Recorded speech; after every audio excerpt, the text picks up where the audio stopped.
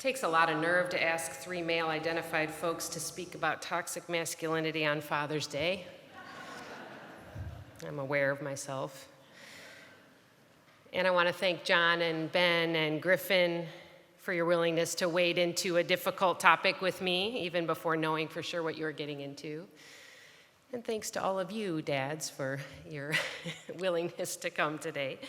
I know Father's Day can be tricky. It often gets less play than Mother's Day, but both of these celebratory days are complicated because our relationships with our parents are often complicated. Being a parent is such a hard job, and the stakes are so high. There are countless ways to get it wrong, and we do get it wrong. But that makes it all the more important to celebrate the victories of parenthood, the examples of loving fathers and loving caregivers who model how to be tender and caring, accountable, and wise. Never perfectly, but often enough. Father's Day is complicated for me for lots of reasons, not the least of which is because I've had three fathers in my life. My dad, who died when I was 11, my stepdad, Marty, who died before I was married, and my current stepfather, Peter, who is alive and well and happy with my mom. Father's Day is also an emotionally charged concept because of the harmfulness of patriarchy on a systemic level. This harm comes in the form of limits placed on all of us prescribed by false gender roles. Patriarchy limits who we are in terms of work, self-expression, power, sexuality, and emotional freedom. It's not possible to separate the role of being a father from that context of patriarchy that we all live within, which isn't fair to the many fathers who are really trying hard to do an impossible job well. If Father's Day is hard for you, whether you have a difficult relationship with your father or with fatherhood or with maleness in general, I want to acknowledge that. This service is an attempt to hold these complexities in company with three people who I see living their male identity with intention amidst the fullness of who they are. None of them are claiming to be an expert on living free of toxic masculinity. I don't believe any of us are. But I see them questioning and challenging expectations in a way that I find, if not groundbreaking, definitely reassuring and hopeful. I asked them to reflect on how their lives, their parenthood, and their grandparenthood are shaped by their maleness, and in what ways they are able to move beyond the boundaries of expectations of their gender and masculinity that surround us in order to care for their families. And I asked Griffin, who isn't yet a dad, but may someday be, about his models for manhood. So I will welcome John, and then Ben will come up and Griffin to share their reflections.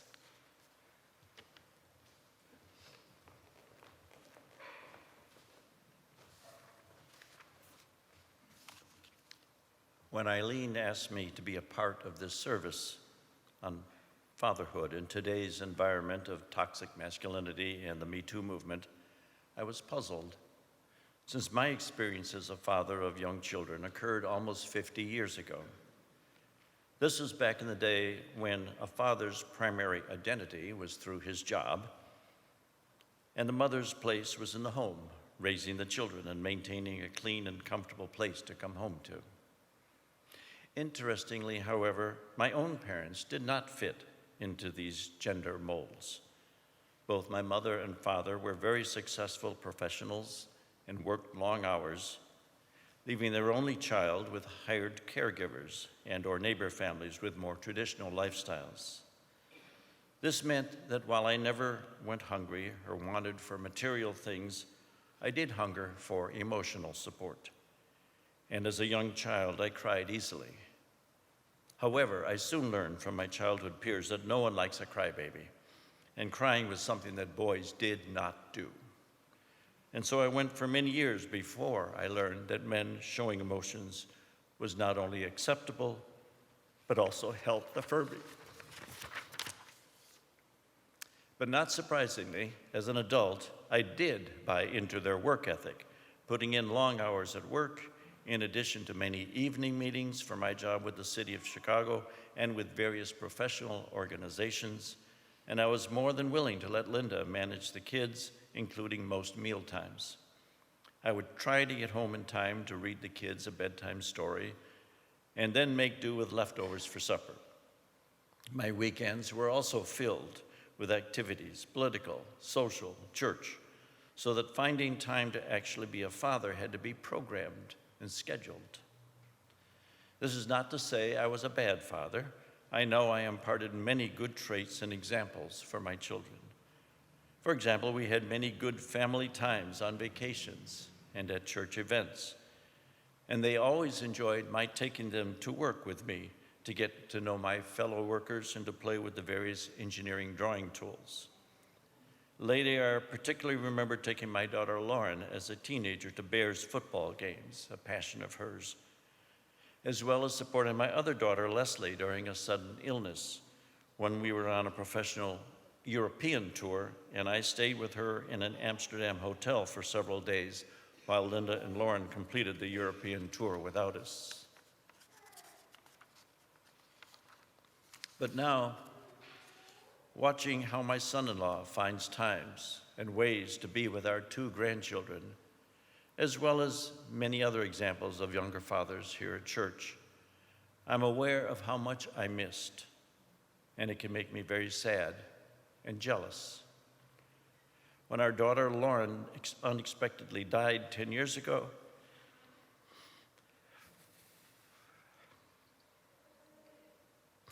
I regretted not having gotten to know her and understand her more during the time we had together.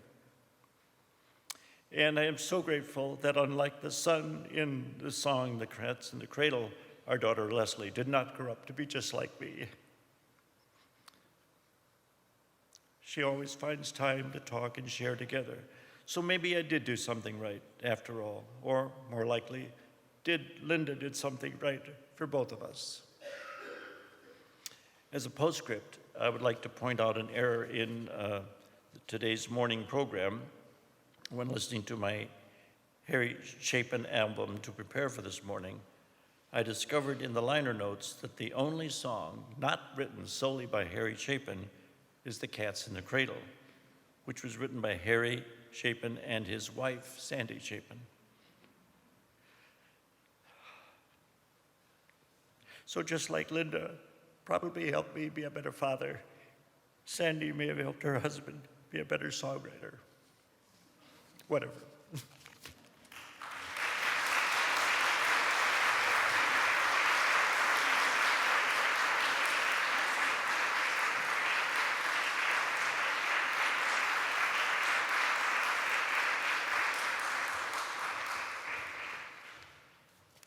That was really moving.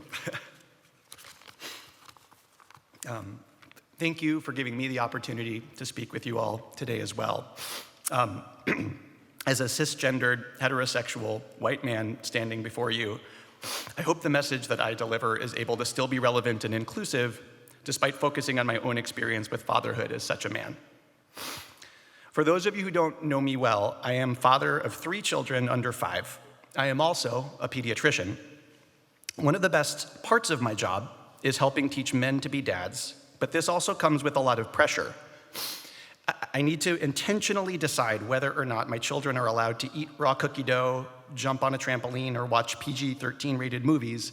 The answers, should you want to know them, are yes, no, and yes if it's Captain Marvel.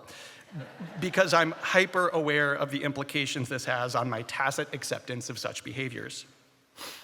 I find that many dads enjoy bringing their young children to my practice, at least in part because they appreciate my perspective as a father and hope in certain ways to emulate my approach to fatherhood.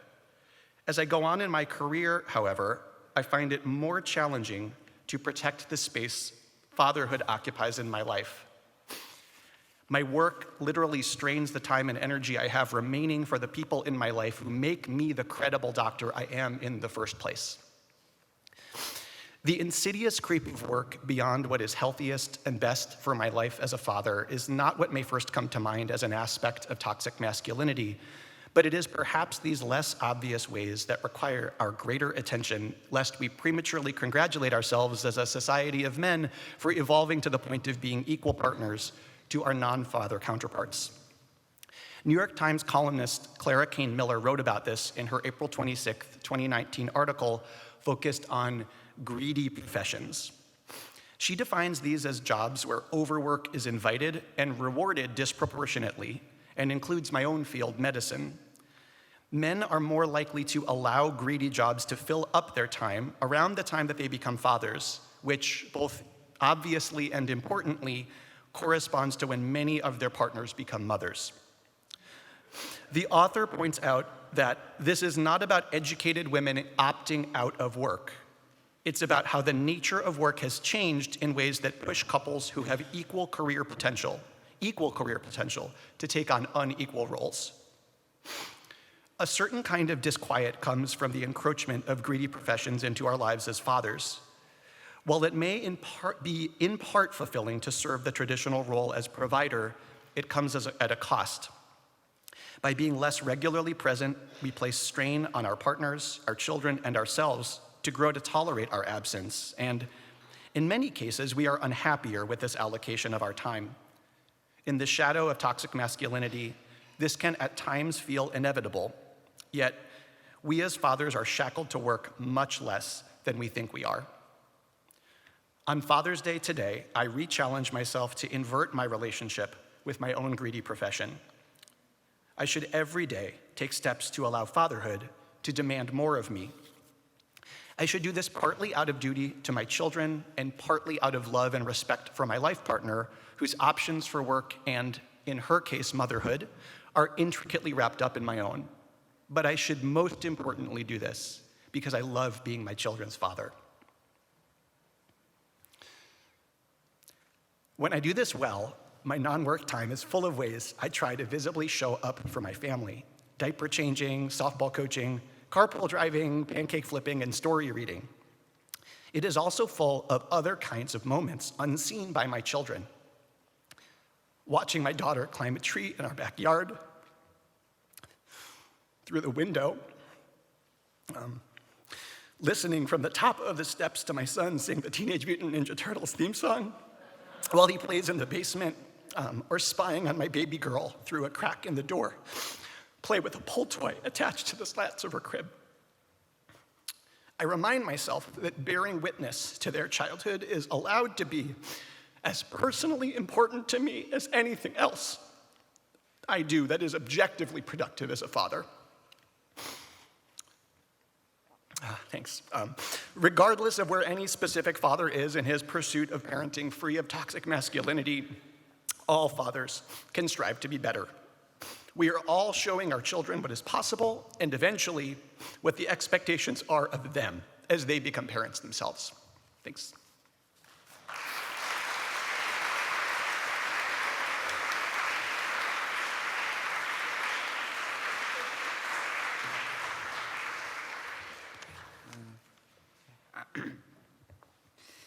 Recently, my mother and I were walking down to the Starbucks store that's near our home. We were talking about the speaking piece I was going to have to write for this Father's Day service. She asked me if I could think of any role models that I knew in my life that informed on the kind of man I was supposed to be. And these were role models in life, or in literature, or basically in anything else. She wanted to know if I knew of anyone who was informing my manhood, but to be honest, I don't really think in terms of manhood. Manhood is, and I'm speaking in personalized terms, manhood is an outdated term that is dead to me and myself. Manhood is something you think about when you read adventure stories of young boys lost and abandoned in uncompromising wilderness, left nearly unaided to survive on their own, which is, what childhood is basically like. So as I've said, I do not think in terms of manhood. I think in terms of personhood. Wait, I'm not done. Oh, wait, that was fine. Okay. I have a neighbor named Mayo Tianis. Mayo is a now retired college band director who gives my brother and I instrument lessons on Fridays. And I think I can list him as one of the people who informs me about the kind of person I want to be. I remember one time when I hadn't been able to practice a music piece that he'd assigned me and didn't tell him when I went over to his house for a lesson. After a while of seeing me struggle, he asked if I'd practiced a piece. I answered honestly, I hadn't. It was then that Mayo told me that whenever I hadn't practiced a piece, piece, just tell him about it, and thereby allow him to help me. He noted that not practicing a piece was, in his own words, no big sin. It's not. But he did request that I not repeat that kind of mistake later on. I remember his exact words, but I can't share them because they contain language that is not appropriate for a church, so I'm using an adaptation. Don't BS me. Yes, he said that to a 12-year-old. And before you write Maya off as a strong-mouthed jerk, I assure you he isn't, you should know that I practiced that very piece anytime I did instrument practice the following week. So my point is, since that day, I followed his request. I haven't lied about what I have and have not practiced. And so he's shown me that in any circumstance, honesty is actually the best policy, even if it leads to another person's disappointment. Swearing works. Not to say you should try it. But there are other role models in my life who inspire me just as much and swear a lot less. One is my language arts teacher and social studies teacher, Mr. Stein. I'm not using his full name. Mr. Stein's teaching methods are extremely successful. He does not yell at students a lot, and I don't think he could scare a kid if his life depended on it. Instead, he jokes around and makes the majority of the class laugh, myself included. As a result, he is beloved by much of the student body, or at least I think so. I could be wrong. The message set by his example is obvious. Learn to make people laugh. And then we have my dad. This does not take an elaborate explanation. He's full of corny yet hilarious jokes. He's far more understanding than I usually think he's going to be, and is exceedingly kind, and thankfully, he's a teacher, which means his hours and my hours are generally the same. And it's actually amazing how often I forget how fortunate I am to have a dad like that. And then there are a ton of men that I do not know personally, but I have read about and I feel extremely inspired by. For example, Daniel Radcliffe. And aside from acting in the Harry Potter movies, he's worked with The Mix, a group that gives advice to those who need it, and he's established the Trevor Project, which is a phone hotline for at-risk and troubled LGBTQ kids, all while beating the heck out of dyspraxia, a condition which makes coordinated movements all the more difficult, and makes even simple tasks, like tying your shoes, a small struggle. Or perhaps not a small struggle. There's also Percy Shelley, one of our language's greatest poets, whose childhood was fraught with merciless bullying, angry outbursts, which made the merciless bullying worse, and extreme social difficulty, and I can relate to some of that, although thankfully I've never done what the young Shelley did and stabbed another guy with a fork. And don't even get me started on Charles Fourier. He was a philosopher who was actually the one to coin the phrase feminism. Let me repeat that. A guy named Charles Fourier coined the phrase feminism. There's a bombshell for you. I mean, men need all the feminists they can get, so that makes me really happy. And all that isn't even including Panty Bliss, real name Rory O'Neill. He's an Irish drag artist and gay rights activist, as well as Dawn McPherson, I think I'm reading that right, former football star and current feminist. I mean, you get my point here. My life is full of people to be inspired by. And I can probably say that although not one of them has informed on my manhood, many of them inform on my personhood. But still the question remains, what kind of person will I be with all these people influencing me? I'm going to be completely honest with you because everyone knows you can't lie in a church. I have absolutely no idea. Now, I do have some ground rules. My extremely liberal views on race, feminism, and the environment are unwavering, and I vowed at an early age never to smoke. Sorry if that offends any of you. But for crying out loud, I'm a 12-year-old kid. How many 12-year-old kids do you know who are sure of their own destiny? I mean, I'm certain of what I'll do to support myself, plans to become an author. But other than that, and my aforementioned moral standards, I have no idea how I'm going to navigate the rest of my life, and if I'm even going to be a father. But, like I said, I'm 12, I got time to figure stuff out, navigate my hormonally devastated teenage years, and get my life together. Tough as that sounds. And believe me, when I do, you're gonna know about it. Okay.